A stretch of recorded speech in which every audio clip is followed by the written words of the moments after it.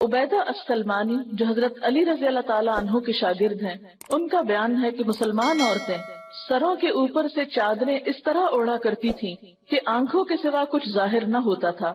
और वो भी इसलिए कि रास्ता देख सकें, यानी अपने आप को इस तरह लपेट के चलती थी।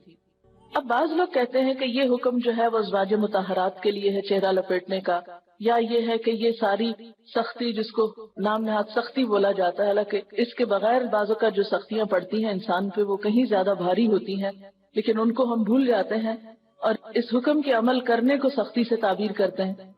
तो इसमें बाजों का ये कहा जाता है कि ये अज़वाज मुताहरात के लिए, और बाज आइम्मा की राय दी जाती है कि इमाम अबू हनीफा के नजदीक चेहरे का पर्दा नहीं है। एक बात याद रखिए कि जितने भी आइम्मा कराम हैं वो सारे के सारे इस बात पर जरूर मुत्तफिक हैं कि जहाँ फितने का डर हो वहाँ चेहरा ढांकना लाजिम है,